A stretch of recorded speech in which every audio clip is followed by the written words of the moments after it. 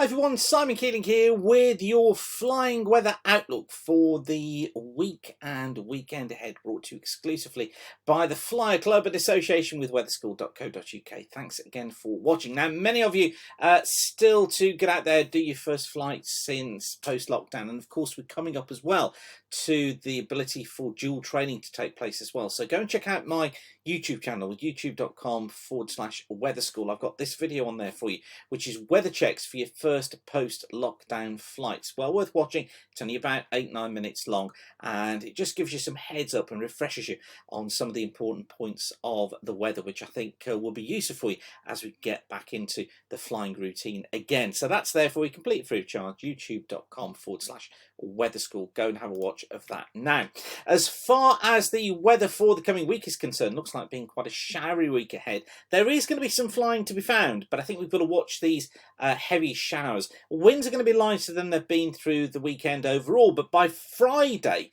we're starting to take a bit of a tumble again, and that could lead us into a bit of a wetter weekend overall.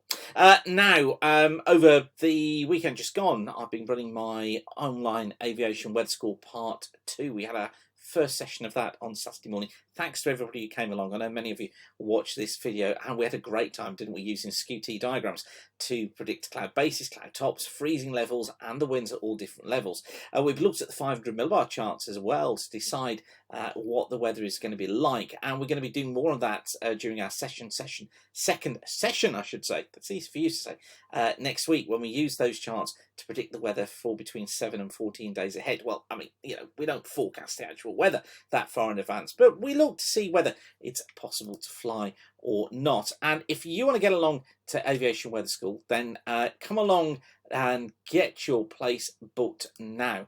I'm booking for the 18th and 25th of July. It's over 2 sessions, Aviation Weather School Part 1. It runs from 9:30 in the morning through to 12:30 in the afternoon. So just 3 hours for those 2 sessions, which means that you can get out flying in the afternoon. I think I've got 6 places left on that course at the moment. I take a maximum of 15 online. It's me that lectures it online, and trust me, your confidence in being able to forecast the weather yourself after you've done this course will just skyrocket, and it's really enjoyable as well. So if you just don't get the weather and don't understand how it works and how it affects your flying and want to be able to predict it better yourself, get along to Aviation Weather School now. Just go to weatherschool.co.uk. This is what you'll see. Come down to Aviation, and you see here it says Aviation Weather School Part 1 live online course.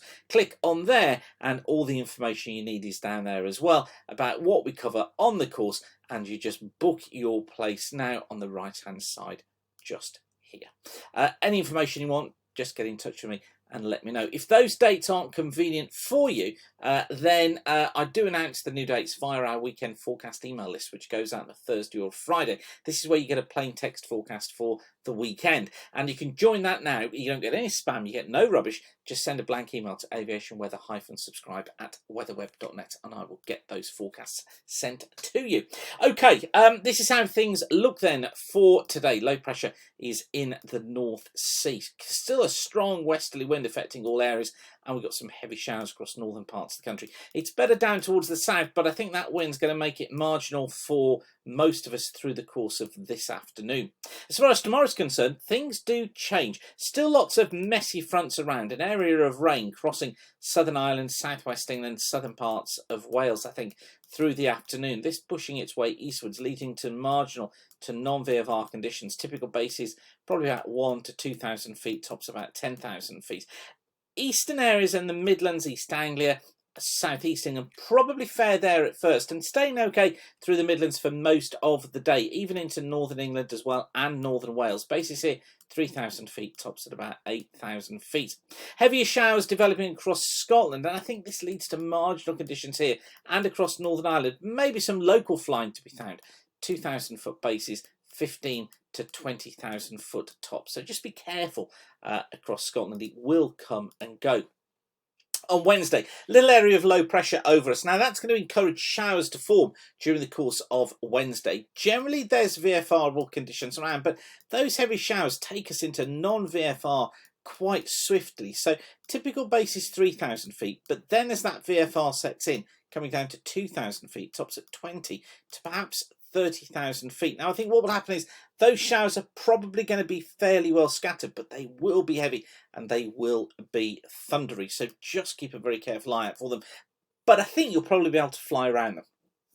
For Tuesday, similar sort of story really, a light pressure flow over the country, and I think what will happen is we're generally VFRable, but we have these heavy scattered showers developing, taking us to non-VFR conditions with the risk of QNIMs at times. Typical base is 3,000 feet, tops at 20 to 30,000 feet in those showers, and again they're likely to be fairly well scattered, so you can probably fly around them. On to Friday, things changing. Front coming back eastwards during the course of Friday. Stronger winds, northern and western areas. Along the line of this cold front, probably goes into non-VFR conditions. But following in behind, apart from Western Scotland, where we stay non-VFR because of the showers, it probably does become VFRable again. The Midlands, eastern parts of England and southern England, probably generally VFRable, particularly in the morning. Base is 3,000 feet, tops at about 7,000 feet, increasing top cover cloud coming through, and that will spill into northeast England as well. So actually the day tends to deteriorate, but I still think the Midlands, East Anglia and the southeast stay fair through the day. Now for Saturday, a cold front just lingering around northern England. Some uncertainty over where this is, possibly Eastern Ireland, southwestern parts of England, central parts of England and Wales as well. In this area, I think I've got to go non-VFR overall, particularly over western facing areas. I suppose it may become marginal through the Midlands. Far southeast of England, generally flyable, but could be quite breezy there. Behind the front, much of Ireland, much of Scotland, flyable, 4,000 foot bases, 12 to 15,000 foot tops. Could be a few showers western Scotland, but overall it's not bad. And then for Sunday, more of a northwesterly flow on Sunday, bringing some showers across northern and western areas. But generally, I reckon Sunday is a flyable day overall, with that area of high pressure trying to build into the west. Maybe marginal in those showers across Scotland, across northern England. Typical bases at this stage, I think 3,000 to 4,000 feet, tops around 10 to 15,000 feet, perhaps up to 20,000 feet where these showers occur in Scotland and northern England, but uncertainty on that just at the moment. Generally Sunday for now looks to be the better day of the weekend. And of course, such a big weekend for many obviously want to get back to dual training. Now, don't forget, if you want to build your confidence in your own ability to make forecasts yourself and trust those from official sources, then get yourself along to Aviation Weather School Part 1, which is taking place on the 18th and the 25th of July. All you need to do, go to weatherschool.co.uk, click on Aviation and Aviation Weather School Part 1. You can see what we cover on the course there, and you can book your place now. It would be fabulous to see you there. Okay, I will leave you with that for now, but whatever you're doing, thanks again for watching. We'll update the forecast as usual on Thursday. Keep the sun shining, and bye for now.